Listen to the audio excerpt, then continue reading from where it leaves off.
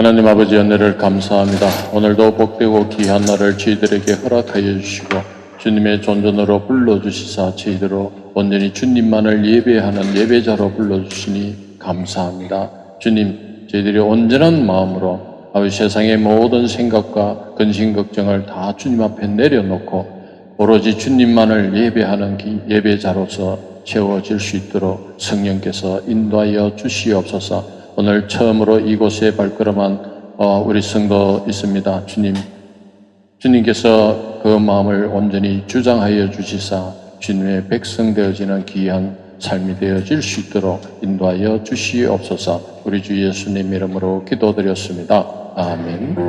다 같이 찬송 드리겠습니다. 찬송가 407장 구주와 함께 나 죽었으니 찬양 드리겠습니다.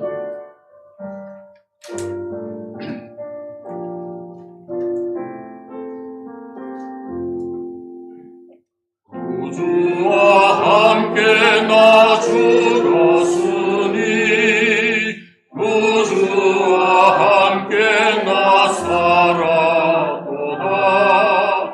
영광의 그날에 이르도록 언제나 주만 바라봅니다. 언제나 주는 날 사랑하사 언제나 새 생명 주시나니 영광의 그날에 이르도록 언제나 주만 바라봅니다. 방송의 시험을 받을 때와 무거운 근심이 있을 때에 주께서 그때도 같이 하사 언제나 나를 도와주시네.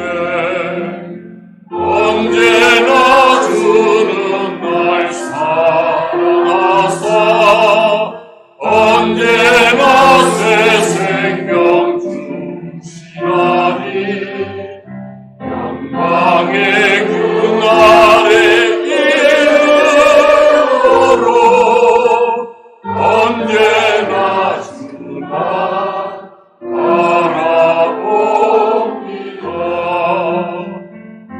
아픈 눈물을 흘릴 때와 쓰라린 마음으로 탄식할 때 주께서 그때도 같이 하사 언제나 나를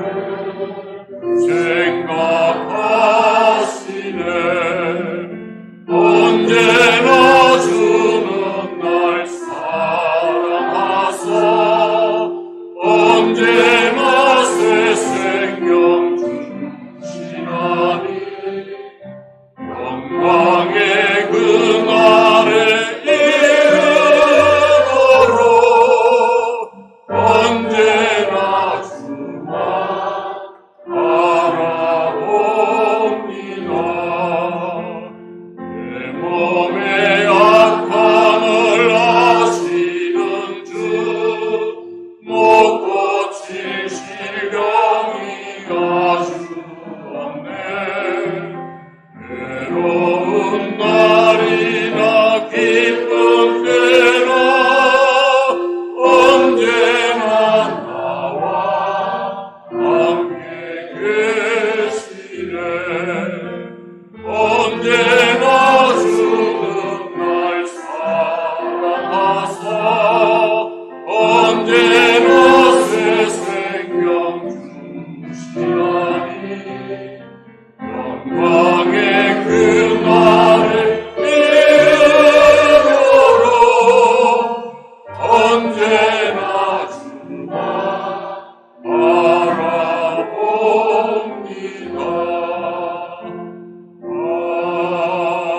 아멘. 찬송가 300장 4절 찬양드리겠습니다.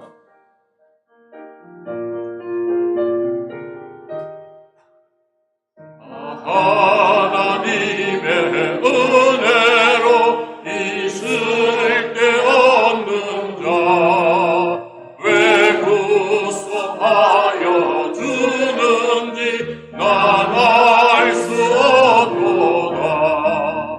내가 믿고 또 의지하는 내 모든 형편 자신은 주님 늘 보호해 주실 것을 나는 확실히 아네.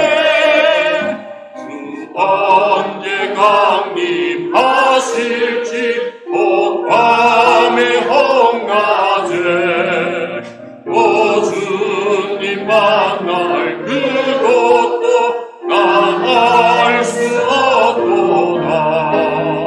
내가 믿고 또 의지하는 내 모든 형편 아시는 주님 늘 보호해 주실 것을 나는 확실히 아네.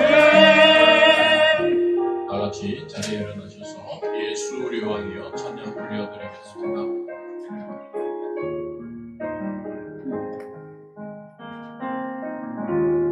예수 우리 왕이여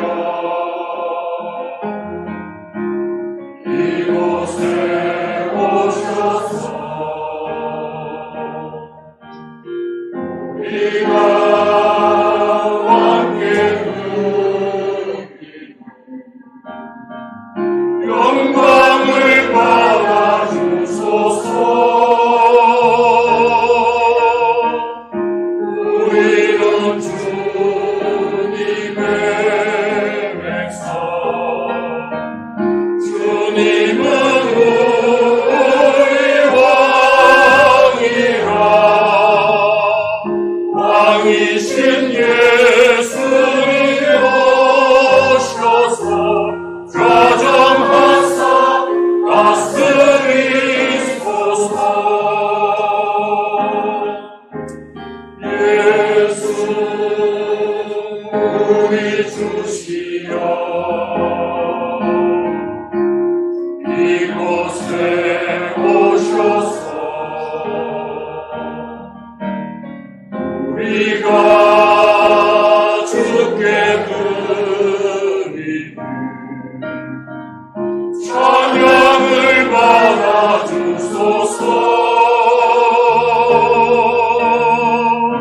우리는 주님의 종들,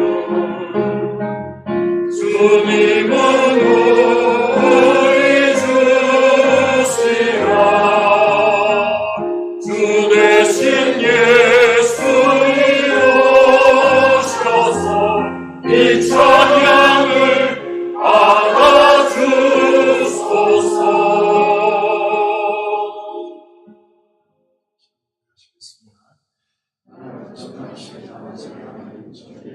그들을 믿습니다. 나는 그의 유일하신 아들 우리 주 예수 그리스도를 믿습니다. 그는 성령으로 잉태되어 동정녀 마리아에게서 나시고 본디오 빌라도에게 고난을 받아 십자가에 못 박혀 죽으시고 장사된 지 사흘 만에 죽은 자 가운데서 다시 살아나셨으며 하늘에 오르시어 전능하신 아버지 하나님 편에 앉아 계시다. 여기로부터 살아있는 자와 죽은 자를 심판하러 오신다. 나는 성령을 믿으며 거룩한 공교회와 성도의 교제와 죄를 용서받는 것과 몸의 부활과 영생을 믿습니다. 아멘.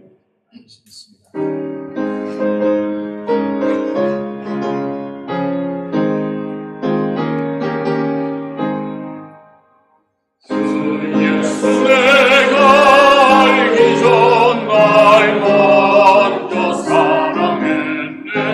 예수신 사랑 나타나 내 영혼 거듭나네. 주 내 맘에 늘 계시고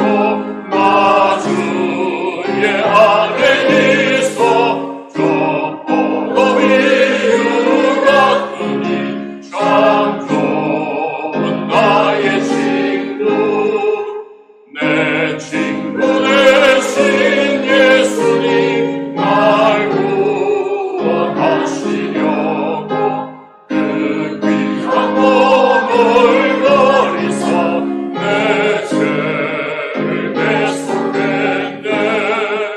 나 주님을 늘 믿으며 그 손을 의지하고 내 몸과 마음을 바쳐서 끝까지 충성하리.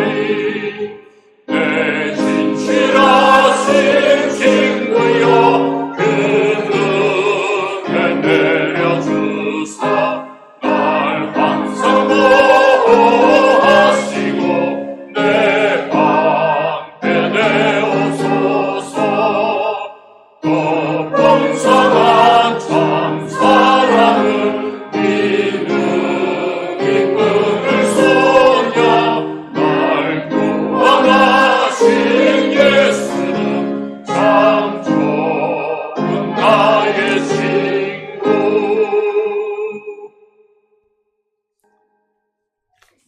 함께 기도하겠습니다.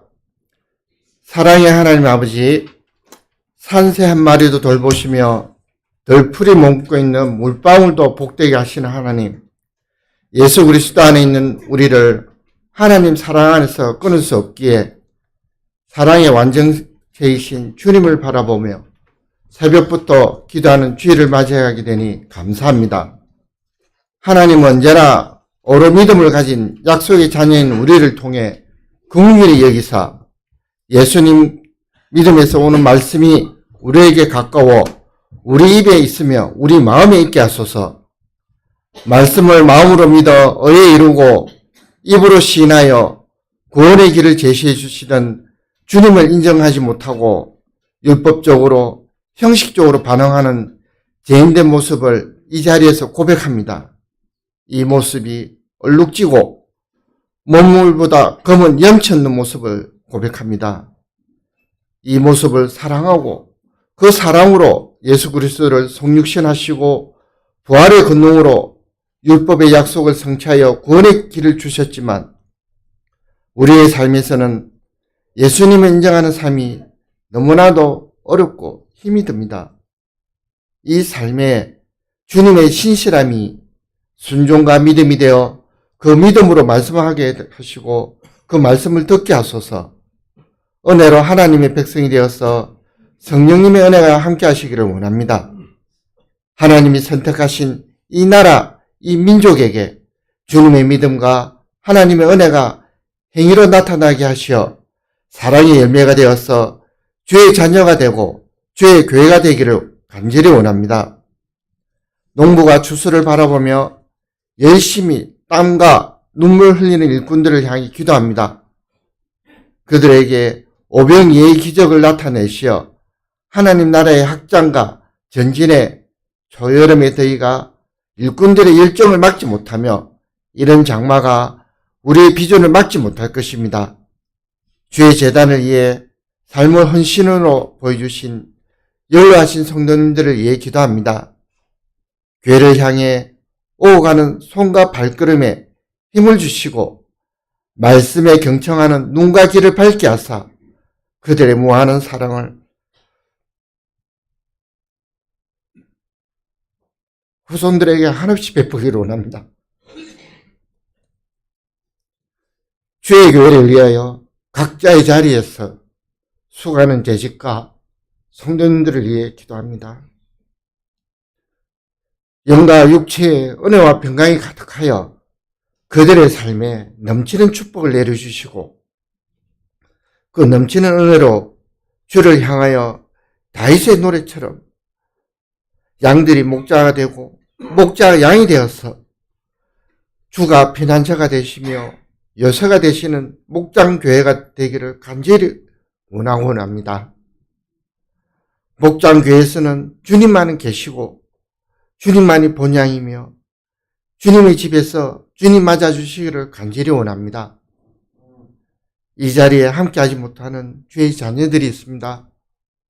아픈 이들에게 치유와 평안의 능력을 보여주시고 사유가 있는 자에게는 그 어려움을 풀어나가게 하시고 멀리 이국, 타지, 군무, 해상 각 사연으로 함께하지 못하는 주의 자녀들에게 성령이 함께하시기를 원합니다.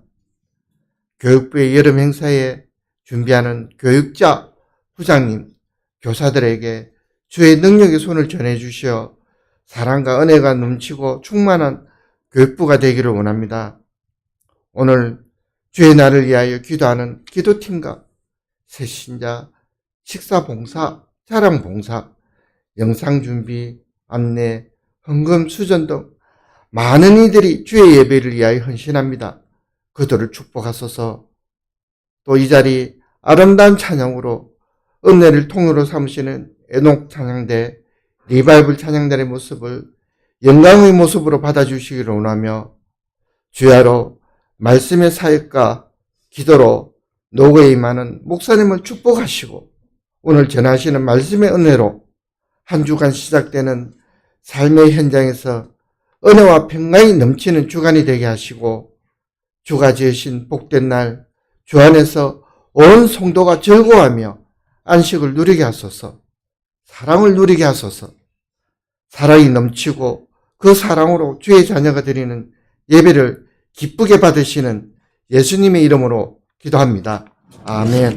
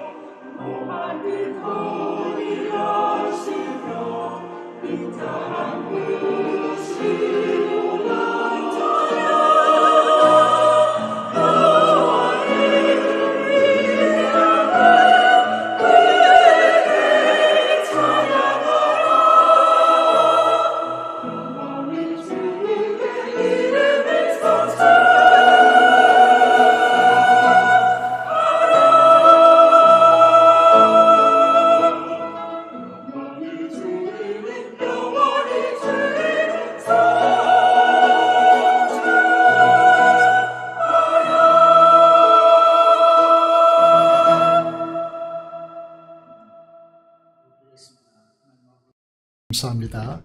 오늘도 저희들을 하나님 존전 앞에 불러주시고 하나님 말씀을 듣게 하심을 감사합니다. 앞서 간절히 간구한 기도를 응답하시고 이 찬양을 하나님께서 함량하여 주시옵소서. 저희들이 청종하겠나이다. 이 영광스러운 복음의 말씀을 듣게 하심을 감사합니다. 이 복음 앞에 겸손히 이 주님을 맞이하게 하시고 주님의 살아있는 음성을 듣는 귀한 시간이 되도록 역사하여 주옵소서. 우리 주 예수 그리스도 이름으로 기도드리옵나이다. 아멘. 하나님의 말씀을 함께 보시겠습니다. 로마서 8장입니다. 로마서 8장 1절부터 11절의 말씀을 보도록 하겠습니다. 신약성경 249페이지에 있습니다. 로마서 8장 1절부터 11절의 말씀을 함께 보시겠습니다. 제가 읽도록 하겠습니다. 그러므로 이제 그리스도 예수 안에 있는 자에게는 결코 정죄함이 없나니 이는 그리스도 예수 안에 있는 생명의 성령의 법이 죄와 사망의 법에서 너를 해방하였습니다. 율법이 육신으로 말미암아 연약하여 할 수 없는 그것을 하나님은 하시나니 곧 죄로 말미암아 자기 아들을 죄 있는 육신의 모양으로 보내어 육신의 죄를 정하사 육신을 다루지 않고 그 영을 따라 행하는 우리에게 율법의 요구가 이루어지게 하려 하심이니라.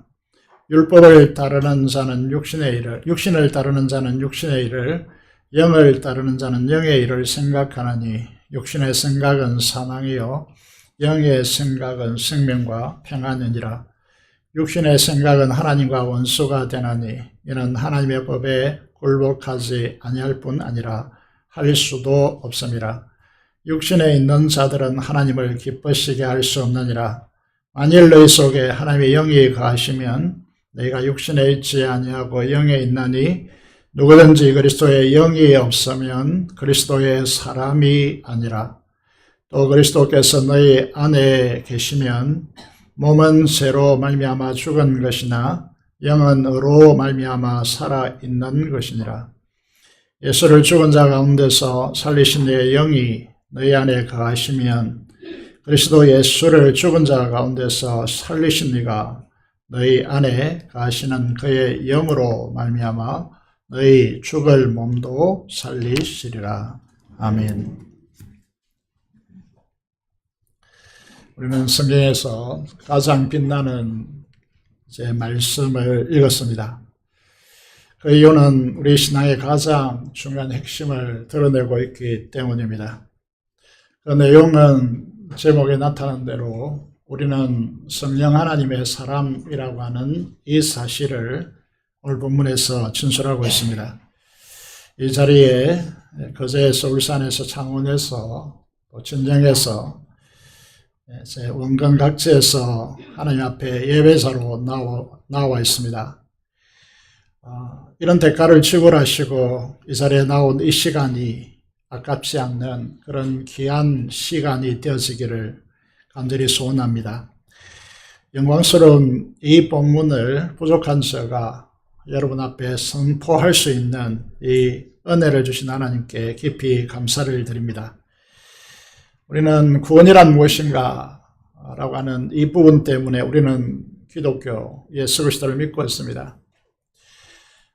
구원이란 무엇인가 라고 하는 책에서 이 김성윤 교수는 이렇게 설명하고 있습니다. 모든 악과 고난에서 해방되어지고 신적 충만에 이르는 것이 구원이다 라고 이렇게 해석하고 있습니다. 정의를 내리고 있는 것이죠. 성경은 악과 고난에 짓눌러 있는 인생을 가리켜서 죽은 자라고 합니다. 이 죽음과 그 증상들인 모든 고난에서 해방되는 것, 이것을 구원이라고 그렇게 정의하고 있습니다. 이 구원은 우리가 생각하는 것보다 훨씬 더 이제 폭넓고 웅장한 것입니다. 우리가 이 구원이라 생각할 때에 지금까지 다뤄온 것처럼 칭의를 생각하는데 우리를 의인이라 부르시는 것이죠. 로마서 1장 2장은 죄를 다루었습니다. 그 죄가 얼마나 이 세상과 이 우주에 깊이 파고들어와 있는지에 대해서 적나라하게 우리의 실체를 진술했습니다. 3장에서 5장에 걸쳐서 칭의에 대해서 말씀하고 있습니다. 죄가 사망 안에서 지배하는 비참한 우리를 어떻게 구원하셨는가 라고 하는 것입니다. 성자 하나님이 인간의 몸을 입고 이 땅에 예수 그리스도로 오셔서 자신의 영원한 생명을 우리의 죄에 대한 대가로 지불하시고 우리를 구속하셨습니다. 이 십자가에서 지옥의 행벌을 받으시고 우리를 죄의 영원한 행벌에서 구원해 내셨습니다. 이 사실을 믿는 우리들을 의인이라고 부르시고 우리가 죄가 없는 것이 아니라 죄가 있지만 그 죄를 죄로 보지 않고 이걸 죄를 간과하셨다 보지 않으시고 건너뛰신다는 것이죠. 패스오버 유월절의 의미가 여기에 담겨 있는 것이죠. 그래서 하나님은 시편 말씀에 시편 103편 12절의 말씀에 기억조차 하지 않겠다 그렇게 말씀하고 있습니다. 그래서 이 부분에 대한 칭의에 대한 결론으로 로마서 3장 24절 25절에서 이렇게 기록하고 있습니다. 함께 읽겠습니다. 잘 보이지 않는 분들이 있겠지만 큰 소리로 읽어보겠습니다. 시작. 그리스도 예수 안에 있는 속량으로 말미암아 하나님의 은혜로 값없이 어렵다 하심을 얻은 자 되었느니라. 이 예수를 하나님이 그의 피로서 믿음으로 말미암는 화목 제물로 세우셨으니 이는 하나님이 길이 참으시는 중에 전에 지은 죄를 간과하심으로 자기의 의로우심을 나타내려 하시느니. 이것을 믿고 나니 우리는 어떤 존재가 되었습니까?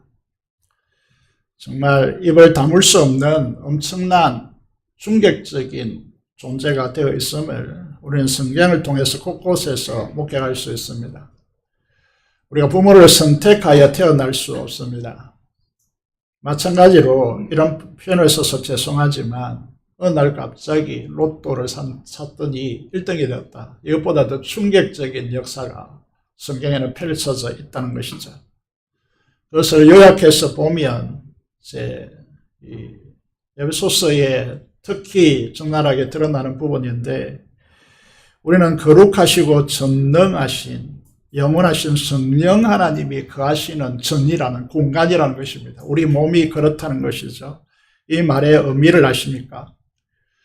성령 하나님은 어떤 분이십니까? 천지를 창조하신 분이십니다. 그 우주의 질서를 잡으시고 생명과 아름다움을 부여하신 분이십니다. 그분이 성령 하나님이십니다. 그분이 여러분과 저의 마음속에 우리 안에 들어와 거하신다는 것입니다. 이 사실을 조금만 알면 참으로 두렵고 무섭고 동시에 황홀한 말입니다. 우리는 예수 그리스도께서 자신의 의와 거룩과 영광을 분유하여서 하나님의 자녀가 되었습니다. 이 말이 얼마나 놀라운 말인지 우리는 잘 모릅니다. 하나님의 자녀라는 말은 신적 존재를 말하는 것입니다. 그래서 우리가 잘 알지 못하기 때문에 아무리 말해도 이걸 잘 알아듣지 못하기 때문에 가끔 비유를 쓰고 있습니다. 송아지는 소입니다. 강아지는 개이죠. 그러면 하나님의 자녀는 누구냐는 것입니다. 단순한 사람의 존재가 아니고 하나님의 자녀라고 하는 이 신분을 생각해 보라는 것이죠. 예수 그리스도와 같은 하나님의 자녀가 된 우리들은 왜 그렇게 부르시는가라고 하는 부분에 예수 그리스도와 한 몸 된 신부가 되게 하기 위해서다. 성경은 일관되게 말씀하고 있습니다. 그 의미가 어떤 거겠습니까? 예수 그리스도와 연합되어 한 몸 되어지면 어떤 특혜가 우리에게 주어지는 것이라는 것이죠. 예수 그리스도 하나님 보좌 우편에 자정해 계신데 그분과 함께 우리는 이미 그곳에 앉아 있다라고 진술하고 있습니다. 그리고 예수 그리스도의 그 성품과 그 영광스러움 그리고 예수 그리스도께서 다스리는 그 나라가 우리의 것이 되는 것이죠. 이게 결혼의 원리입니다. 그래서 이런 엄청난 사실을 사도 바울은 진술하고 있는데 여기에 대한 결론적 진술이 있습니다. 이런 은혜를 받은 존재는 에베소 6장 1장 6절과 12절, 14절에 반복되는 문구가 있습니다. 그것이 무엇이냐 하면 그의 은혜의 영광을 찬송하게 하는 것이다. 그래서 예배의 자리란 바로 이런 자리입니다. 그 은혜를 받고 그 감격 속에서 하나님 앞에 나와서 예배자로서 이 영광의 찬송을 드리려고 우리는 이 자리에 나와 있는 것이죠. 그게 6절과 14절에 성부와 그리고 성령 하나님의 구원의 역사를 진술하면서 동일하게 이렇게 진술하고 있습니다. 문제는 12절입니다. 12절의 말씀을 보면 이는 우리가 그리스도 안에서 전부터 바라던 그의 영광의 찬송이 되게 하려 하십니다. 우리가 하나님의 영광을 찬송하는 것이고 그 은혜의 영광을 찬송하는 것이 아니고 우리 존재 자체가 우리가 영광의 찬송이 되어 있다는 이 진술입니다. 이게 무엇을 의미하느냐라고 하면요. 여러분, 이게 세상에 많은 사람 아닌 다른 피조물들이 많이 살아가고 있습니다. 이들은 죄의 지배로 썩어짐에 죽음의 종로를 타고 있습니다. 이들이 간절히 원하는 바가 무엇인가 하면 하나님의 자녀들의 영광의 자유를 보면서요. 거기에 이루고자 갈망하고 있다는 것입니다. 우리 자신을 보면서 구원받은 이 영광의 자유를 획득한 우리를 보면서 너무 부러워하고요. 모든 피조물들이 우리를 보면서 하나님께 찬양을 돌리고자 한다는 것이죠. 이게 영광의 찬송이 되어 있다라고 하는 뜻입니다.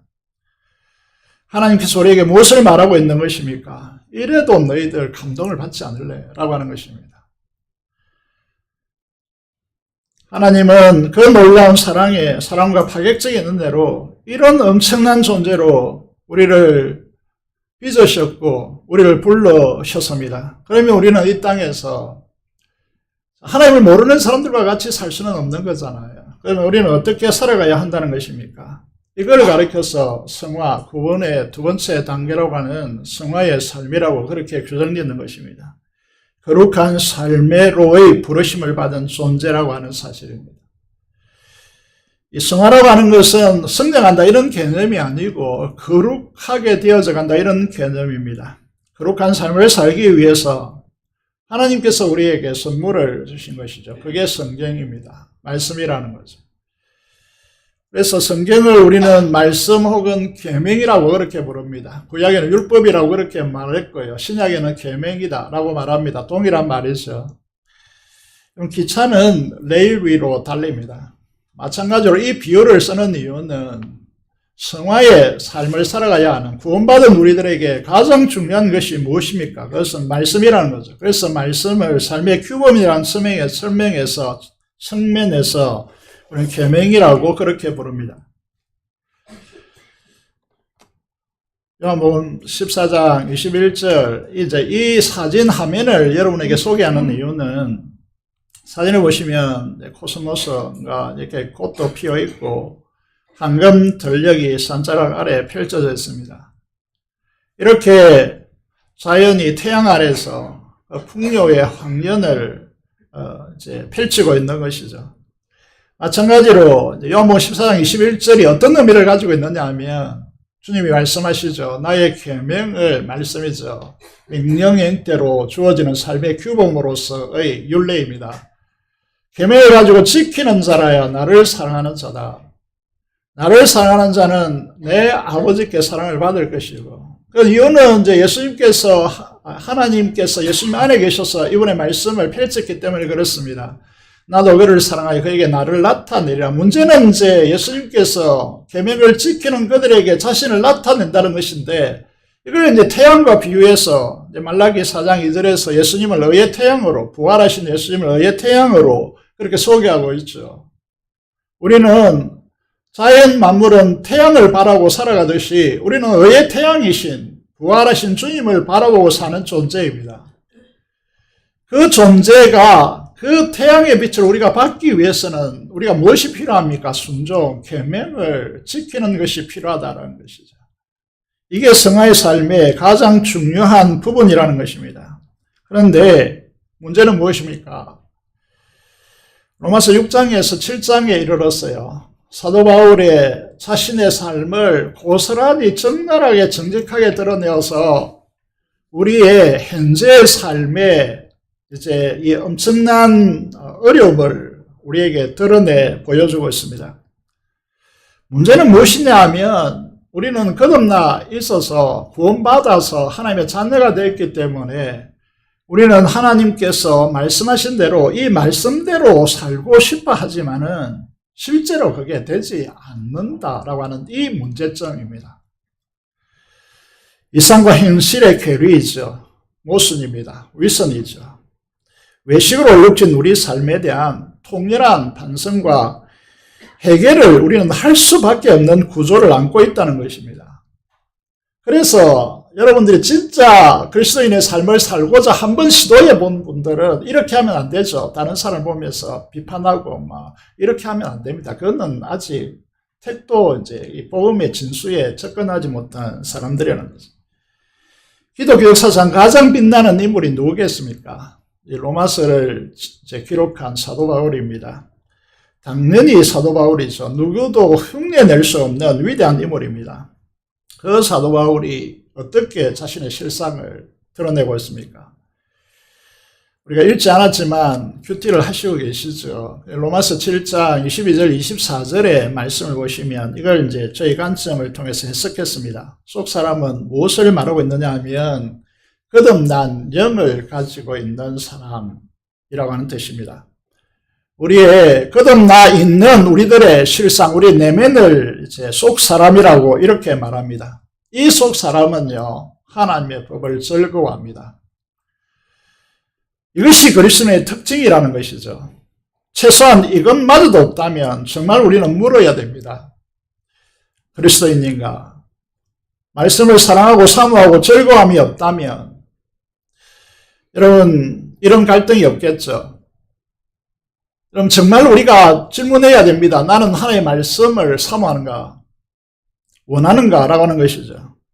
그런데 문제는 말씀대로 살지 못하는 것이, 원하지만 살지 못하는 것이 우리의 현실이라는 것이죠. 여러분 중에 어느 누구에게 물어봐도 하나님 말씀대로 살고 있습니까? 라고 물어보면 한 사람도 예, 그렇게 살고 있습니다. 대답할 사람은 한 사람도 없다는 거죠. 왜 그렇습니까? 내 힘으로 내 육신에 작동되는 죄의 법, 죄의 세력에 힘을 못 이긴다는 거죠. 내 육신의 몸에는 다른 법이 있어서 내 마음의 법과 싸워서 맞서서 싸워 내 육신의 몸에 있는 죄의 법에 나를 포로로 사로잡아 오는 것을 본다. 아, 나는 얼마나 비참한 사람인가. 누가 죽음이 지배하는 이 육신의 몸에서 나를 건져 주시겠습니까? 라고 묻고 호소하고 있습니다. 여러분, 사도 바울이 어떻게 토로하고 있습니까? 구원에 있어서 칭의의 문제도 그렇지만은 성화의 문제도 그 핵심은 무엇입니까? 이 사망의 몸에서 구원하실 구원자가 우리에게 필요하다는 사실입니다. 여러분, 우리가 죄의 지배에서 칭의를 입는 데 있어서도 예수 그리스도의 십자가 부활이 필요하듯이 구원받은 후에 우리가 하나님 말씀대로 순종하며 사는 여기에도 또 다른 보혜사, 우리를 도와주시는 분, 우리를 건져주시는 분이 있어야 된다라고 그렇게 말씀하고 있습니다. 많은 이들이 값산복음주의자들이 어떻게 말하고 있느냐 하면 우리가 구원을 획득하는데, 칭의를 획득하는데 예수 그리스도를 믿으면 된다. 그런데 그 다음 우리의 노력으로, 우리 실력으로 살아가야 된다. 그래서 자기 자랑이 나오고 자기 주장이 나오고 막 이렇게 퍼지는 거죠. 신앙은 엉망진창이 되는 겁니다. 그래서 사도 바울이 이렇게 호소하고 있습니다. 나는 할 수 없다. 나를 건질 또 다른 보혜사가 예수 그리스도 그 다음에 분이 필요하다라고 그렇게 말하고 있습니다. 이게 사도 바울만의 문제입니까? 신앙을 진솔하게 정직하게 대면해 보십시오. 이는 심각하게 우리에게 다가오는 것들입니다. 한국 교회가 하나님의 말씀을 강조하는 교회들을 향하여서 율법주의라 했습니다. 만약에 우리가 우리의 실력으로, 우리의 노력으로 이걸 할 수 있다라고 주장했다면 우리는 완벽하게 율법주의자죠. 그런데 제가 보기에는 많은 이들이 한결같이 이런 모양새를 취한다는 것이죠. 여러분, 우리가 이미 봤지만은 로마서 6장 1절 2절을 보시면 우리는 죄에 대해서 죽었습니다. 그래서 이제 이렇게 질문하는 것이죠. 죄가 더한 곳에 은혜가 넘쳤다라고 하는 전제를 5장에서 말씀했기 때문에 이런 질문이 등장합니다. 그러면 은혜를 더하게 하려고 죄에 가겠느냐? 죄를 지으면 되겠네? 이렇게 하는 질문에 대해서 대답하고 있습니다. 그럴 수 없다. 죄에 대하여 죽은 우리가 어찌 그 가운데 더 살리요? 죄를 짓지 않고자 하는, 죄를 떠나고 싶어 하는 그 마음이 우리 속에 없다면 그는 이제 신자일 수가 없는 것이죠. 비록 어쩔 수 없이 죄를 짓고 있지만은 우리 속에는 한결같이 이 죄에서 벗어나고 싶다라고 하는 이 갈망이, 갈증이 없다면 여러분 그리스도인인가라고 하는 이 질문을 던져야 되는 것이죠. 우리는 어떤 생각을 보통 하게 되느냐 하면 적어도 그 엄청난 사도 바울 정도라면 이런 갈등을 한다고, 이런 고민을 한다고, 이런 영적 혼란 속에 있다고, 그래서 공고하다고, 비참하다라고, 이런 이제 것이 아니라 날마다 확신에 차서 입만 열면 할렐루야 찬양하면서 여러분 하나님 앞에 감사하는 그런 내용이어야 하는데 거꾸로 온단 말이죠. 거꾸로. 어떤 시련과 환난과 고통이 찾아와도 이제 마가가 바울이 이제 이 마가가 있잖아요. 마가가 그 험준한 산악을 짐을 잔뜩 지고 복음을 전하기 위해서 먹을 것, 입을 것, 뭐 짊어지고 이제 험한 산을 넘어야 되기 때문에 못하겠다고 돌아가 버렸거든요. 이 문제 때문에 심각하게 이제 다툼이 일어나잖아요. 바나바 사이에. 여러분, 우리가 생각해 볼 때 이런 시련을 이제 산을 넘는 것쯤이야. 사도 바울은 아무것도 아닌 사람이었는데 그 곁에 있는 사람은 너무 힘들어서 같이 가지 못하겠다고 이제 도망쳤는데 사도 바울은 그건 넘잖아요. 그래서 어떤 시련과 환난과 고통이 찾아와도 전혀 흔들리지 않고 날마다 승리의 찬가를 이제 불러야 하는데 로마서 7장의 사도 바울의 모습은 정반대의 상황을 우리에게 보여준단 말이죠. 사도 바울마저도 이러하다면 이제 우리에게 위로가 되는 측면이 뭔가 하면 사도 바울마저도 이러한다면 우리는 도대체 어떻게 하란 말인가? 도대체 어떻게 살란 말인가? 라고 하는 이 눈물과 울분이 우리 속에 없다면 그건 뭘 말하는 것일까요? 제가 굉장히 안 좋게 보는 사람들이 누군가 하면 자기 열을 내세우면서 뻐기는 사람들입니다. 자기에는 아무 문제가 없는 것처럼 자기 판단 기준을 절대화해서 다른 분들을 평가하고 비판하는 사람들입니다.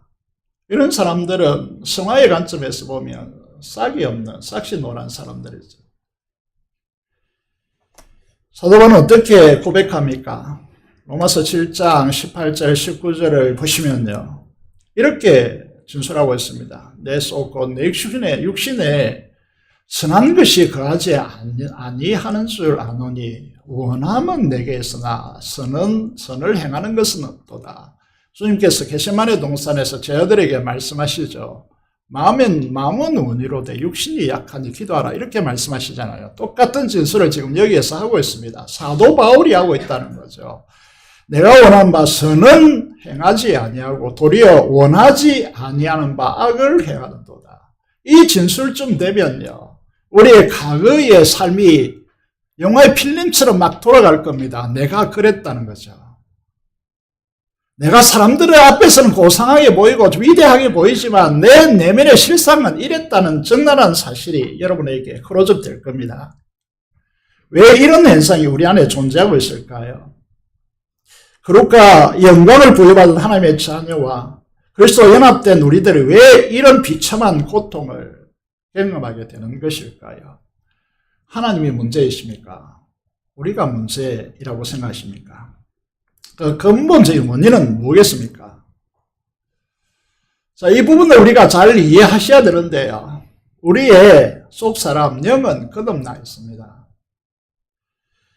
죄로 물든 우리의 마음은 죄가 사망 안에서 왕노릇해서 거기에 순복하고 그걸 따르던 마음은 이 마음을 굳은 마음이라고 생각하는데, 굳은 마음으로 진술하는데 그건 하나님께서 깨끗이 수술하셨고 하나님의 말씀에 순종할 수 있는 마음을 붙였습니다.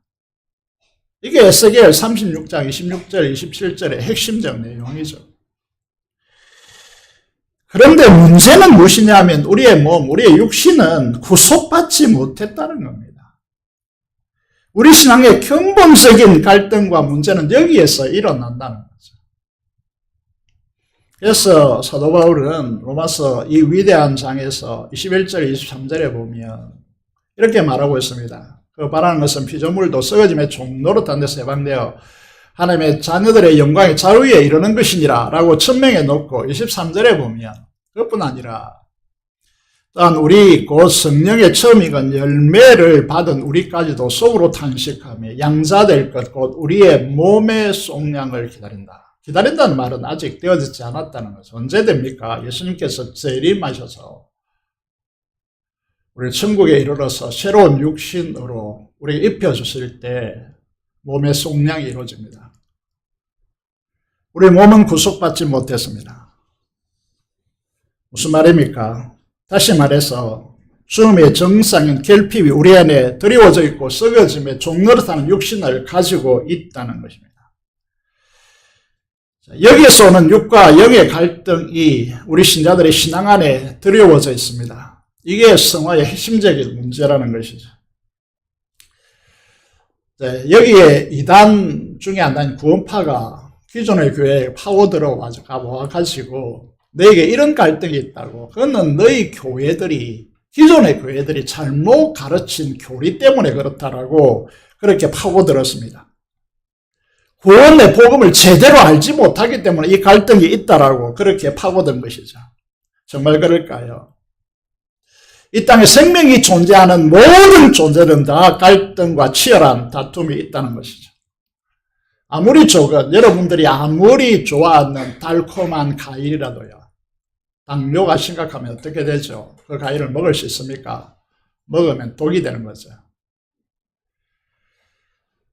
우리 몸이 건강하다는 것은 그걸 해소할 수 있는, 그 독을 해소할 수 있는 능력을 가지고 있다는 것이죠. 우리 삶의 실상이 무엇입니까?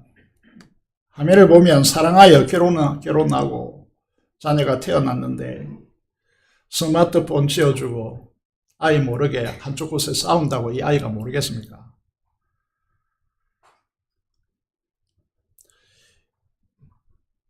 이 신가서 우리는 잘 모르죠. 이런 이중적인 부모와 한 교회에서 신앙생활을 하고 싶겠습니까? 자녀들이.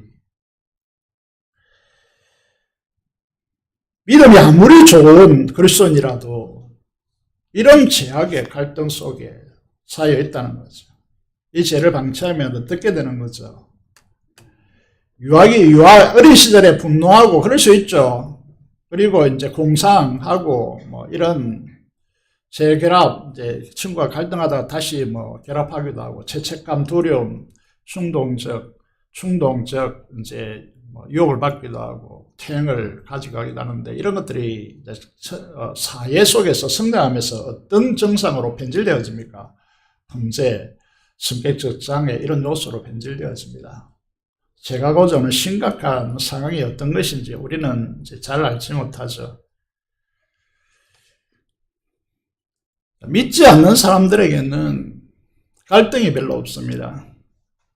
제가 왕노릇하는 이 법칙에 지배되기 때문에 그렇게 큰 갈등을 느끼지 못합니다. 그런데 문제는 예수 그리스도를 구주로 고백하면 더 이상 이렇게 살 수 없기 때문에 믿음이 있건 없건, 출중한 믿음이 있건 없건, 믿음이 크고 작건 간에 두 개의 법이 그 속에 존재한다는 것이죠. 우리 속에는 육신으로부터 오는 죄의 영향력이 예수 그리스도를 믿음으로 주어지는 의의 생명의 법과 싸우고 있다는 이 사실을 간과하면 안 됩니다. 우리 안에 갈등이 있다는 것은 우리 속에 예수 그리스도의 의의 생명이 우리 안에 들어와 있음을 증명하는 것입니다. 그리스도인이 갈등이 없다고요. 그건 거짓된 교리입니다. 잘못된 가르침이라는 것이죠. 우리 속에 새로운 생명의 씨앗이 뿌려져 있기 때문에 죄에 길들여진 습관된 삶에 갈등이 일어나는 것이죠. 여러분, 경건한 삶, 신앙을 결단하는 그 순간에 사망의 세력과 전면전이 일어납니다. 그동안 내가 편안하게 구축해왔던 삶에 심각한 문제가 이제 일어나기 시작하는 것이죠. 그래서 내가 구축하고 평안하고 익숙하고 안정된 그 삶에 그렇게 살면 안 된다라고 하는 하나님의 법이 들어오기 때문에 갈등이 시작될 수밖에 없는 것이죠. 우리 속에는 이렇게 살면 안 되고 하나님의 뜻대로 순종하려는 마음이 자리 잡고 있습니다. 그렇게 하는 것이 당연한데 실제로 그렇게 살려고 하면 어떻게 되어집니까? 안 된다는 거죠. 내 속에 그러할 만한 능력이 없다는 사실을 치열하게 깨닫게 되어진다는 거죠. 나의 의지보다 훨씬 더 죄의 세력이 크기 때문에 우리는 항상 패배한다는 것입니다. 죄의 법 아래 사로잡아 오는 것을 보는 도다라고. 그래서 내가 한심하고 불쌍한 사람이라는 것입니다. 이 지점에서 우리 큰 소리 치면 절대 안 됩니다. 이 지점에서 큰 소리 치는 사람들이 있는데요. 그건 진짜 교만한 사람들입니다. 그런 사람들은 겉으로는 막 아우성 막 큰 소리 치지만은요, 그 내면이 얼마나 공고하고 비참해 있는지, 그리고 그 영향력은 자녀 세대에게 어떻게 영향을 미치는지 우리는 잘 알고 있습니다. 표를 안 할 뿐이죠. 오늘 사도 바울의 7장의 이 고백은 구원받지 못한 사람의 고백이 아닙니다. 회개하는 사람, 하나님 앞에서 일하는 사람, 하나님의 영광을 목격한 사람, 하나님의 은혜를 아는 사람들의 탄식입니다. 복음의 강체 속에서 하나님의 은혜와 그 영광의 빛을 경험했습니까? 그러하다면 하나님의 거룩한 영광 앞에 드러나는 자기의 연약한 모습과 너무나 더럽고 추한 자신을 보기 때문에 사도 바울처럼 오라 나는 공고한 사람이라고, 비참한 사람이라고 토로할 수밖에 없다는 것입니다. 이게 복음의 진수이다는 거예요. 복음이 없는 교회를 가보면요, 자기 자랑을 올육집니다. 그래서 여기저기 부딪히죠. 우리는 신앙의 연륜이 쌓일수록 성숙해질수록 죄의식이 사라질 것이라고 믿는데 그럴까요? 정말 그렇게 될까요? 사도 바울을 보시겠습니다. 고린도전서는 사도 바울의 초기에 기록한 문서인데, 편지인데, 고린도전서 15장 9절에서 9절에 이렇게 고백하고 있습니다. 사도 중에 가장 작은 자라고 자신을 소개하고 있는데, 여러분, 사도 중에 사도 바울처럼 이런 위대한 일을 이뤄낸 사람이 있습니까? 없습니다. 그런데 사도 바울은 자신을 향하여 모든 사도 중에 나는 가장 작은 자라라고 초기에 진술합니다. 중기에 감옥에서 에베소에게 편지를 보내는데 에베소 3장 8절에 보면 이 땅에 그리스도인이 있다면 모든 그리스도인들 중에 작은, 지극히 작은 자보다 더 작은 나라고 그렇게 소개하고 있습니다. 그럼 우리 앞에 있는 집사님보다 저가 작은 자일까요? 이해가 되십니까, 이게? 말년에 사도 바울은 65년, 66년경에 순교하게 되는데 목을 쳐서 순교하게 되죠. 직전에 이렇게 고백합니다. 복음을 아주 단순하게 진술합니다. 선포하죠. 그리스도께서 죄인을 구원하시려고 이 세상에 임하셨다 하였도다. 여기에요. 사도 바울은 완전히 마음이 압도됩니다. 그러는데 그 다음 진술이 뭡니까? 죄인 중에 내가 개순이라. 이 말이 잘 어감이 다가오지 않죠? 죄인 중에서 내가 수괴다. 사람들은 무엇을 자랑합니까? 내 지식, 내 경험, 내가 축적한 지혜, 내가 쌓아온 업적, 내가 이룩한 스펙, 내가 가진 말의 설득력과 실행 능력, 내가 축적한 부를 자랑합니다. 이런 것들로 보이지 않는 하나님과 하나님의 나라, 그리고 사탄과 악한 영들과 대적할 수 있습니까? 없습니다. 그래서 말씀은요, 이 세상 무엇과 바꿀 수 없는 보석이에요. 바꿀 수 없는 것들입니다.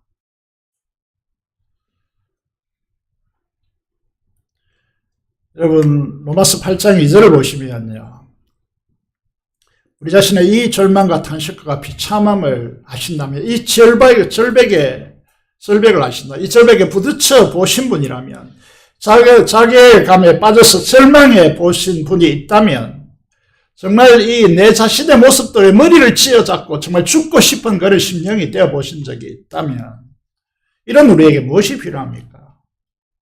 이런 우리에게 보내신 사랑하는 하나님과 주님이 보내신 최고의 선물이, 아니 절대적인 선물이 무엇이겠습니까?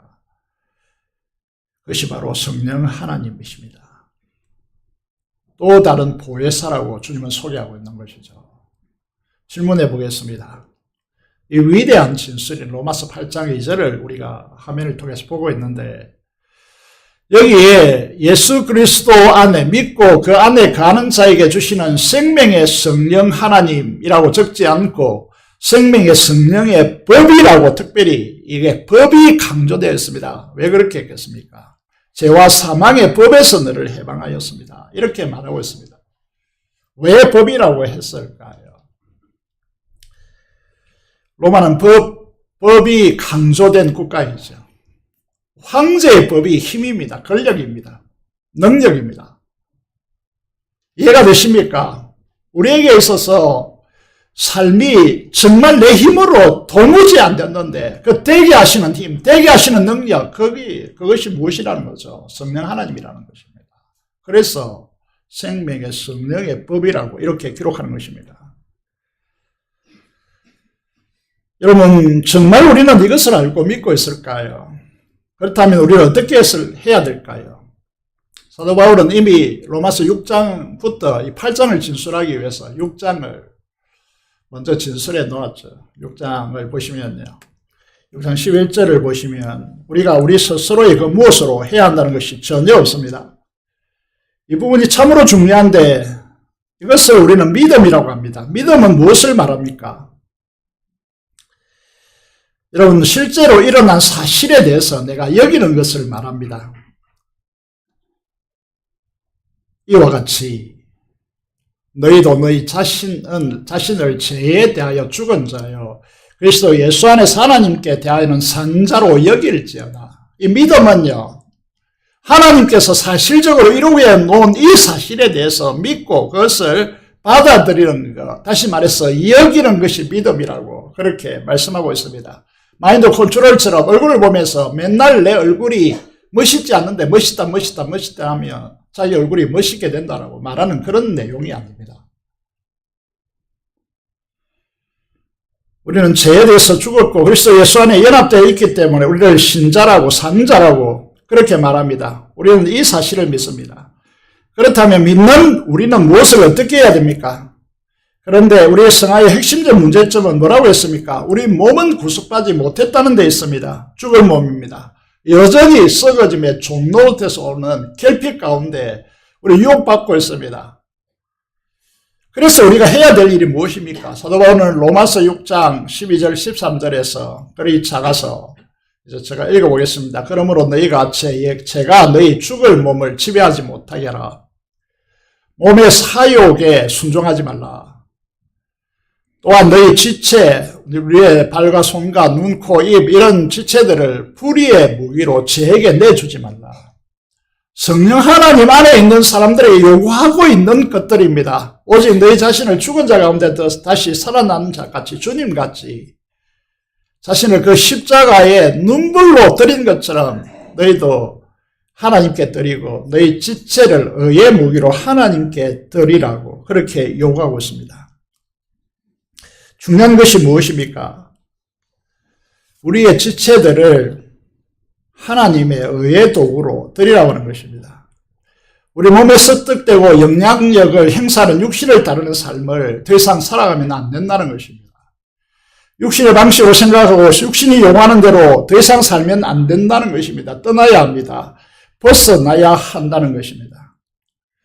그래서 이 그림을 여러 차례 이제 그려서 이 실상을 여러분에게 보여드리고 있는데, 우리 안에 내주하시는 성령이 이렇게 적어놨는데 공간이 부족해서 이렇게 적었습니다. 원칙은 성령 하나님이라고 적어야 됩니다. 성령님 혹은 성령 하나님께서 우리 안에 거하시는데, 내주하시는데, 우리는 이미 예수 그리스도의 십자가 부활을 믿음으로 우리의 죽었던 영이 거듭나서 살아 있습니다.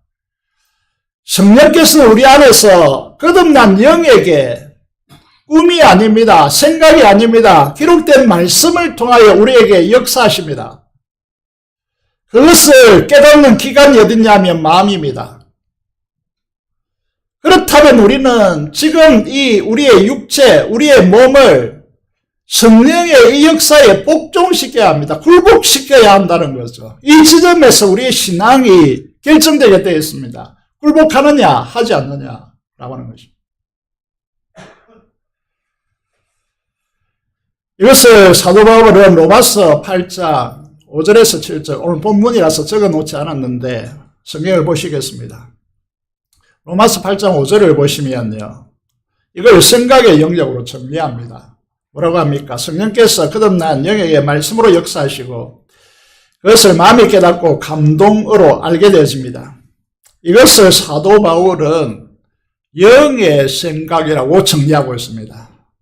잘 보십시오. 그림의 앞쪽 이제 왼편의 세 부분을 가리켜서 이 역사를 영의 생각이라고 정리하고 있다는 것입니다. 이게 5절이죠. 6절을 보시겠습니다. 그러면 이 영의 생각, 성령 하나님의 역사에 따르는 결과는 우리에게 무엇을 준다는 것입니까? 생명과 평안함을 줍니다.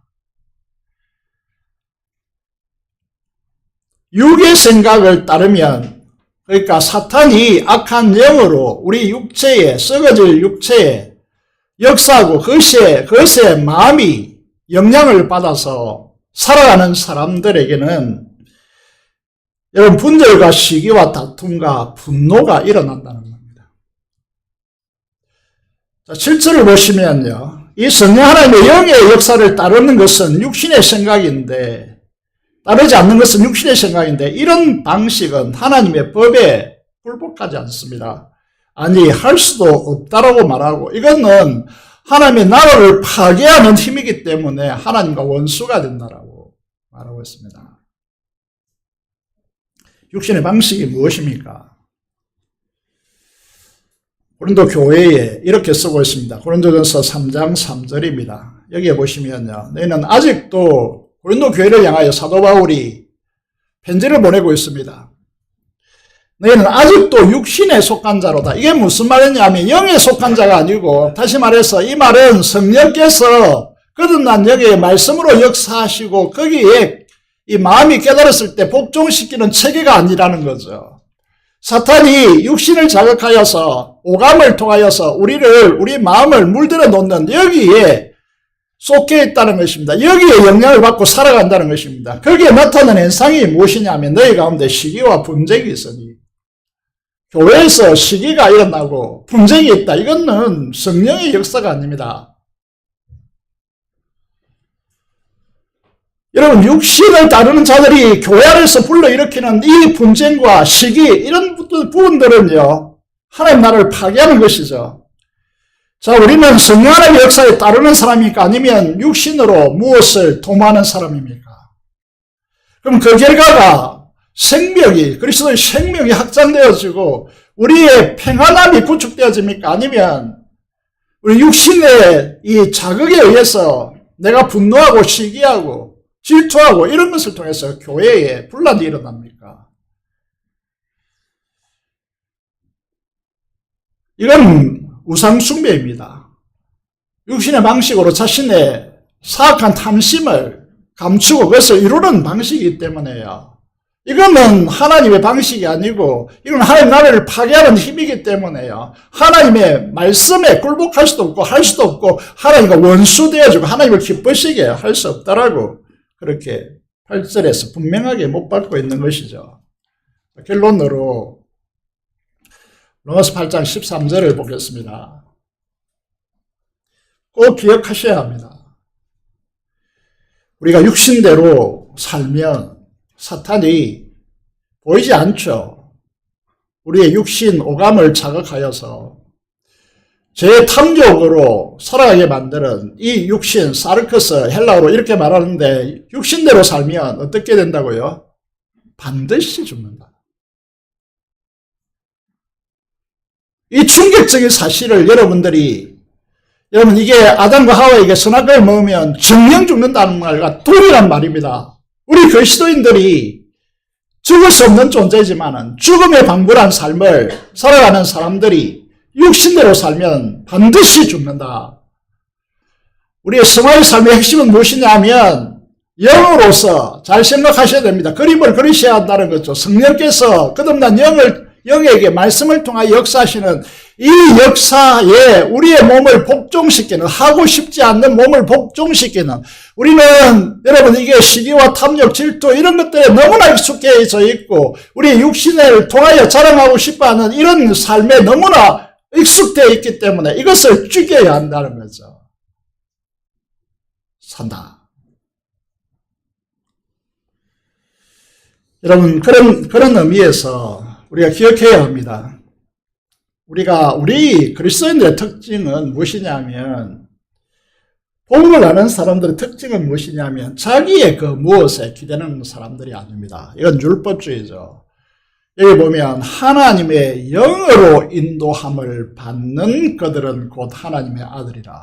아들이라는 것은 딸이 왜 없느냐라고 말하는 사람들인데 그건 통칭입니다. 하나님 나라는 주님께서 말씀하시죠. 남녀가 이제 사라진다. 결혼도 없다. 천국에는 그렇게 말씀하시죠. 통칭입니다, 이거는. 하나님의 자녀된 자들의 가장 중요한 뚜렷한 특징이 무엇입니까? 하나님의 영으로 인도함을 받는다라는 것이죠. 여기에 대해서 우리 자신들을 이제 돌아보아야 되겠죠. 우리 자신은 그러한가라는 것이죠. 하나님께서 이 엄청난 축복을 우리에게 주셨는데 계속해서 자기의 무엇을 걸고 있습니다. 내 형편이 이렇고 내 상황이 이렇고 내가 밭을 사야 하고 내가 그 소를 샀는데 그 길들여야 하고 이런 가치를 막 부과하는 거죠. 성령께서 무엇이라는가 여기에 대해서 관심을 기울이지 않죠. 성화의 삶의 핵심은 무엇입니까? 성령 하나님의 역사하심에 순복하는 것입니다.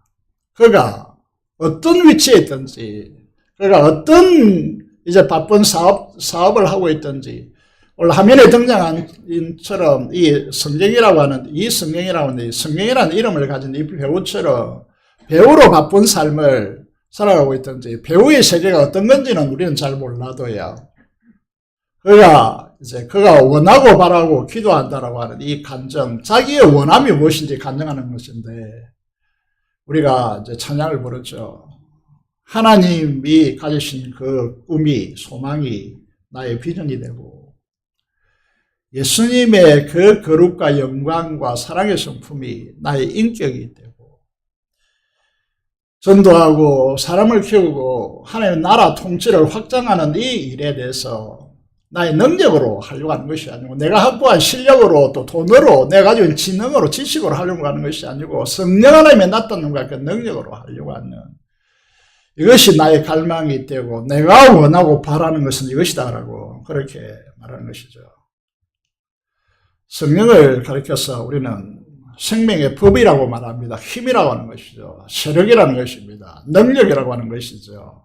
되게 하시는 강력한 집행적 힘을 가지고 역사하시는 분이 성령 하나님이라는 거죠. 이 성령 하나님의 축복 안에서 가시길 바랍니다. 따라서 구원받은 우리의 가장 중요한 것은 무엇이라는 것이죠? 순종이라는 것입니다. 성령의 삶에 있어서 가장 중요한 것은 성령 하나님의 말씀의 역사에 순종하는 것입니다. 여러분 덧대지 마십시오. 여러분 경험을 가지고, 여러분 구축한, 여러분 자산을 가지고 여러분 순간적으로 이 상황 속에서 역사하시는 성령 하나님의 역사를 여러분 이게 불순종으로 성령을 소멸하는 이런 현상이 그리스도인의 가장 좋지 않는 모습이죠. 이것이 이제 신앙생활의 핵심입니다. 성화의 삶의 핵심이라는 거죠. 구원의 삶, 다시 말해 거룩함을 이루어가는 삶의 핵심이라는 것이죠. 여러분의 육신의 자기 고집과 습관과 편리에 굴복하시면 안 됩니다. 복음을 오해하시는 분들이요, 이런 말씀을 하면 복음을 모른다라고 말합니다. 목사님 복음을 모르는데요. 여러분, 이게 징의의 복음만 알고 있는 사람들은 이런 말을 하겠죠. 그런데 성화의 복음의 최대의 걸림돌이 무엇이겠습니까? 자신의 육신의 그 무엇을 기대하는 것입니다. 그래서 자기의 기준을 세우고 판단, 잣대를 가지고 성령 하나님의 역사, 말씀의 역사에 굴복하지 않는 것입니다. 그것이 너무나 습관적으로 익숙하기 때문에 구체적으로 들어가 볼까요? 여러분, 새벽을 깨우는 사람이 되라고. 여러분, 이게 밤의 사람이 되지 말라라고. 저도 1일과 15일에, 지난주는 목사 계속 교육에 16일에 나오라고 하셨는데, 여러분, 이건 여러분들이 새벽을 깨워서 하나님과 교제하고 하루를 출발하고, 주님과 교통하면서 하루를 출발하라고 요청하는 겁니다. 그런데 어떻게 합니까? 자신의 육신의 습관, 자기의 삶의 습관, 늦게 자고, 어떤 이들은 이제 혹시 이제 밤에 공부하지 않고 바로 자면 늦게 일어나면 습관이 안 되기 때문에 시험을 망칠 수 있다. 한번 망치는 것도 괜찮지 않겠습니까?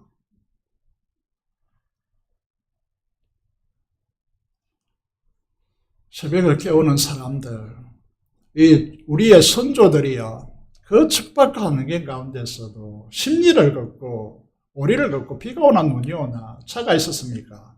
자전거 한 대가 제대로 있었습니까? 그 길을 걸어서 새벽을 깨웠기 때문에 우리가 지금 여기 있고 조국이 여기에 있습니다.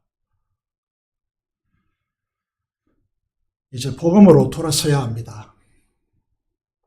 구원받는 우리에게 복음이란 무엇입니까? 징의의 복음만 있는 것이 아닙니다. 성화의 복음이 있습니다. 다시 말하면 징의의 복음은 예수 그리스도께서 이루어진 하나님의 은혜 역사이지만 성화의 복음은 성령 하나님, 우리에게 보내진 성령 하나님으로 이루는 역사입니다. 이 뚜렷한 차이점을 여러분 이해하시기를 바랍니다. 하나님의 부르심에 합당한 삶을 살아가는 이것은요, 우리의 생내적 본성으로 이건 할 수 없는 것들입니다. 예를 들어서 오른밤을 치거든 왼밤을 돌려대라고 말씀하시죠. 이게 가능합니까? 여러분의 그 무엇으로, 그 실력으로 가능하겠습니까? 천만의 말씀입니다. 제가 오른밤을 한번 쳐볼까요? 왼밤을 맞았다는 것인데, 여러분, 왼밤도 아니, 왼손으로 맞았다는 뜻이죠. 오른밤은요. 그러면 왼편도 돌려대라면 오른밤을 더 세게 맞으라는 뜻인데 그렇게 할 수 있겠습니까? 뺨은 무엇을 의미합니까? 자존심이잖아요. 성도들이 가장 못 참아하는 것이 무엇입니까? 난리치는 것이 뭡니까? 자존심이 짓밟힐 때입니다. 네가 나의 자존심을 짓밟는다고.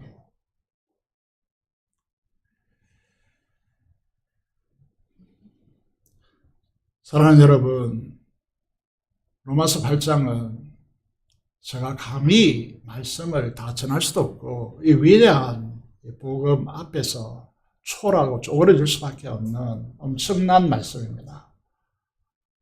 말씀을 다 드러내지 못하겠지만은 한번 항라를 기억하시면 됩니다.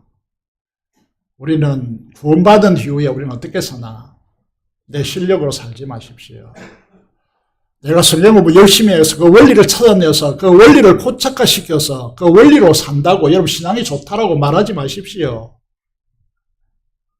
그거는 하나의 문구에 불과하지 우리의 신앙은 생생하게 살아계신 삼위일체 간의 교감 속에 교제 속에서 일어나는 것이 우리의 신앙입니다.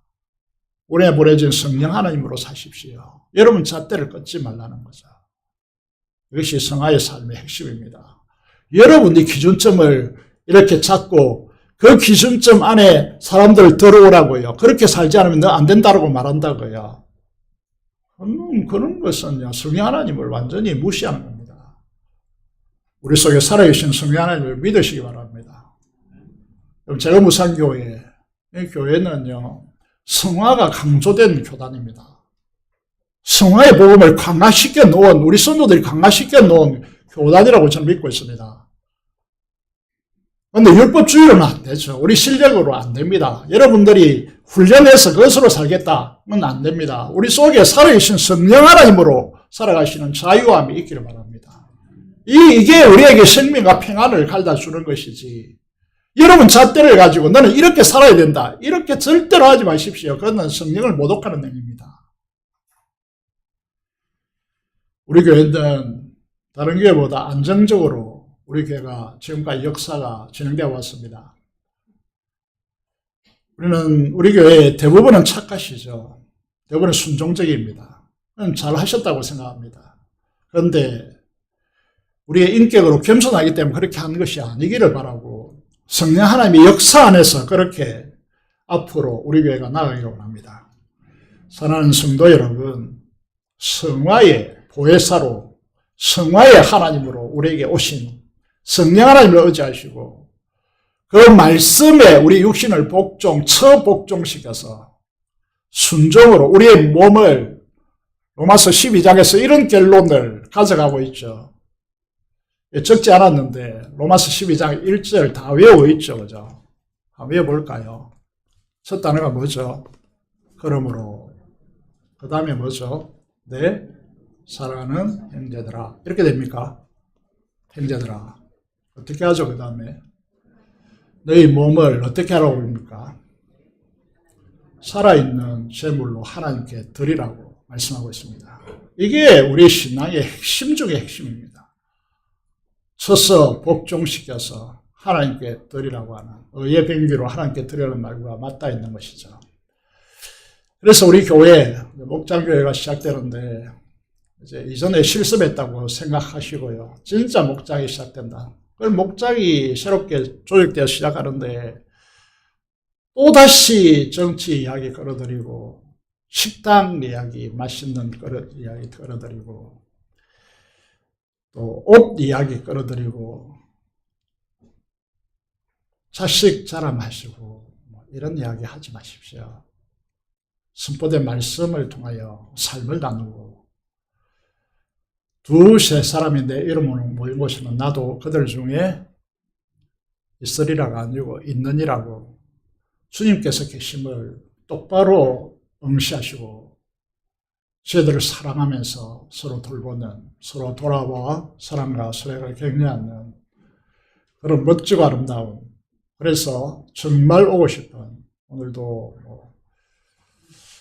북에서 내려오신 분들 일부 예배 드리고 2부에서도 드리고 계신데 이렇게 서울에 이사를 오셨는데 서울에 계실 때 탈북자들 전체 단체 총무도 하시고 이런 이야기를 장로님이 하시는데, 그리고 고향 출신 사업가가 오늘 오신다고 했었습니다. 창원에서 오셨는데 이렇게 먼 곳에서 오시는 분들, 우리 교회를 하나님께서 들어 사용하시기를 원하신다라고 하는 친구들이 곳곳에서 포착되잖아요.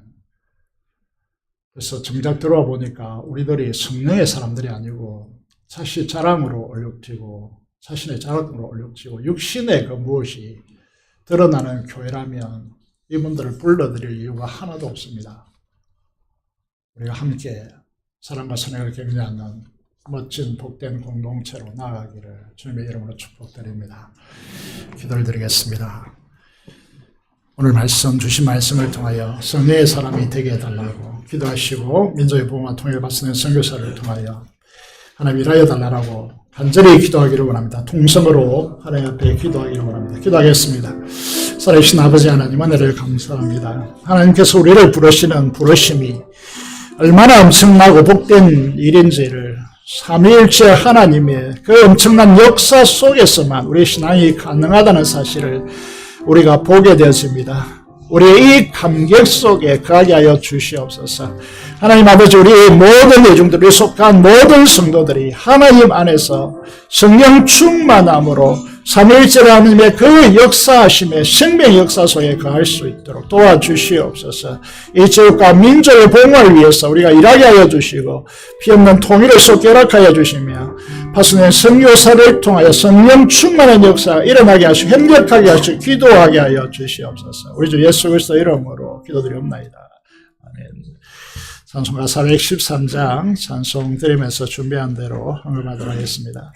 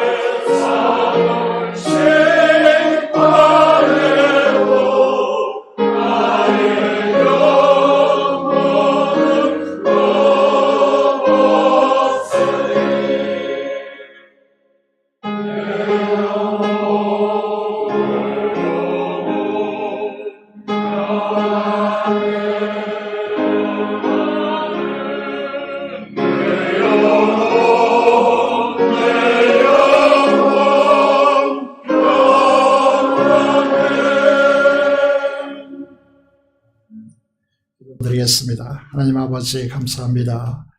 우리에게 너무나 소중한 말씀을 선포하여 주시고 이 구원의 복음에 보다 더 이의 폭을 넓히게 하여 주시고 성화의 복음에 있어서 성령 하나님의 보혜사 되심을 믿고 성령 하나님께서 말씀으로 우리 거듭난 영에 말씀하시고 우리 마음이 그것을 알고 우리 몸을 복종시키는 이 삶의 세들이 전적으로 은신에 들어올 수 있도록 주께서 우리를 축복하여 주시옵소서.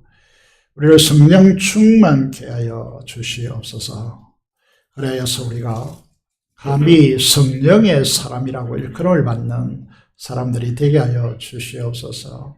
주름과 11조 목적응금을 따라 헌신하는 주의 충성된 종들과 감사로 주님께 제사 드리며 기도하는 이 감사를 하나님께서 함량하여 주셔서 하나님의 역사를 경험하고 하나님께 더 큰 감사로 하나님께 영광 돌릴 수 있는 주의 자녀들 되게 하여 주시옵소서.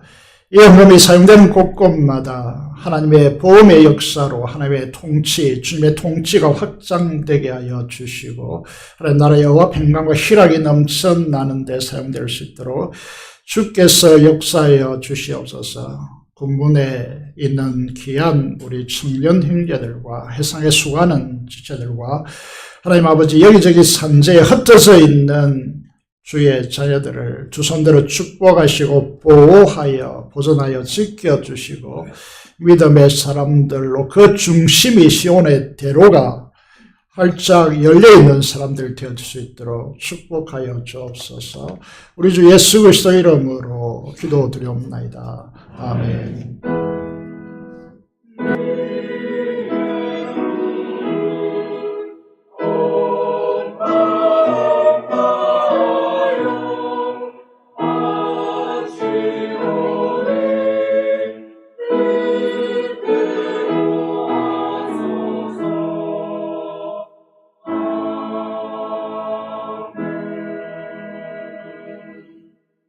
소식을 말씀드리겠습니다. 이 교회 학교 교사 은신 예배가 다음 주일에 있습니다. 교사들을 위해서 격려하시고 교사들을 은신하는 귀한 시간이 되었으면 좋겠습니다. 목장교회가 주보 지명을 통하여 발표되었습니다.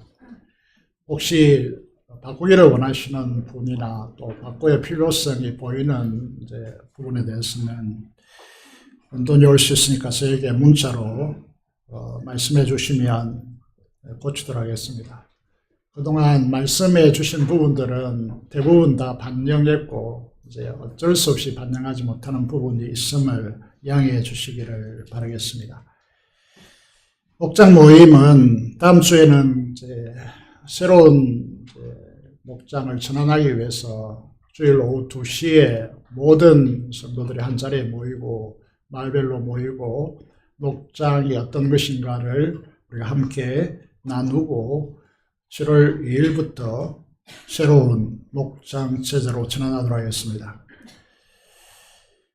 목요전도와 오이코스 VIP 제출 부분이 있습니다. 꼭 우리 성도들도 올해는 기필코 한 사람 이상을 전도해야 되겠다 생각하시고 임해 주시면 감사하겠습니다.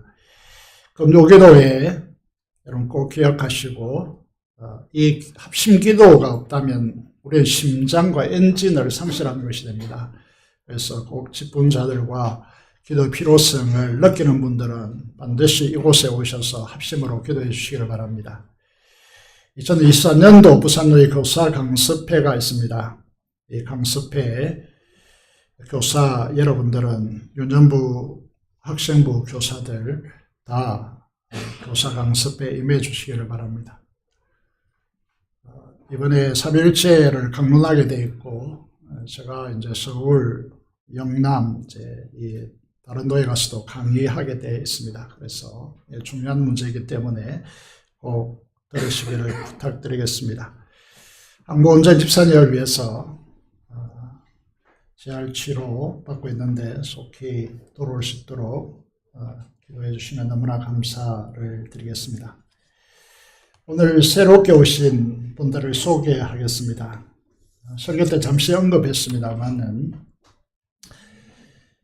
김해에 살고 계시고 이제 북한에서 내려오시고 서울에서 서울제일교회 집사님으로 섬기시다가 이쪽으로 내려오셔서 우리 교회로 출석하게 되었습니다. 등록하기를 원하고 출석하기를 원하고 목사님 신방하기를 원합니다. 이렇게 적어 놓았는데 너무나 감사를 드립니다. 말씀드린 대로 탈북자 전체 단체 총무도 하시고 이런 이제 분이라고 합니다. 한번 자리에 일어서 주시기를 바랍니다. 큰 박수로 환영하도록 하겠습니다. 감사합니다. 앞에 계십니다. 감사합니다.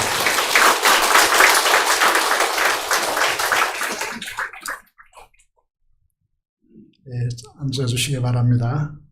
이제 최철락 우리 선생님입니다. 창원 마산 해운구에 계시고 저도 고등학교 때 해운구에서 살았습니다. 고성이더라고 고향이. 그래서 만나서 사업을 하시는 분인데 조혜석 집사님 전도하시고 또 인창 여자분님이십니다. 같은 해운구에 사시는데 같이 오셨습니다. 너무나 감사를 드리고 조혜석 집사님 그리고 오늘 이 두 분을 모셔오기 위해서 우리 김기현 집사님께서 창원에 주무시고 함께 오셨습니다. 이 전도의 열정에 너무나 감사를 드립니다. 두 분 한번 일어서 주시면 감사하겠습니다. 큰 박수로 감사드립니다.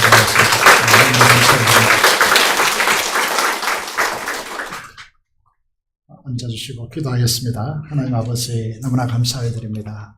이 귀한 분들을 우리에게 보내주시고 멀리서 왔지만은 아버지 하나님 정말 마음속에 예수를 믿는 이 갈망이 있게 해주시고 남은 생에 지금까지 살아온 생애와 달리 천국을 준비하며 하나님 나라를 위해서 자신의 인생을 사용함으로써 영원한 영광을 위해서 사는 복된 인생으로 전환될 수 있도록 주께서 축복하여 주시고 이 이후로 성령 하나님께서 역사하심으로 그의 인생들이 하나님의 영광을 드리며 빛나는 인생이 되도록 하나님께서 역사하여 주시고 그 가정들을 축복하여 주시고 하시는 일에 하나님께서 행동케 하여 주옵소서. 전도한 귀한 분들을 위로하여 주시고 천국의 상급으로 갚아주옵소서. 우리 주 예수 그리스도 이름으로 기도드리옵나이다. 아멘. 다시 일어나셔서 찬송가 4장 찬송하시겠습니다.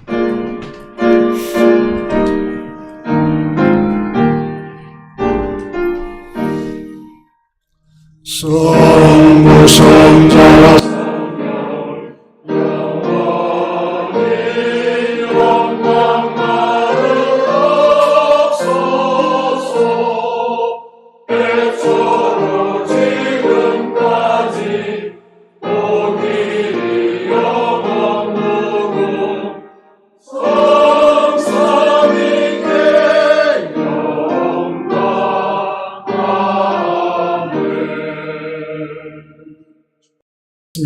지금은 우리 주 예수 그리스도의 은혜와 하나님 아버지의 무한하신 사랑하심과 성령의 교통 충만 감화 감동하심이 오늘 성령 하나님을 모시고 전적으로 순종하기로 다짐하는 사랑하는 성도들의 심령과 가정과 생업 터전 위에 지금부터 영원토록 함께 하시기를 축원하옵나이다. 아멘.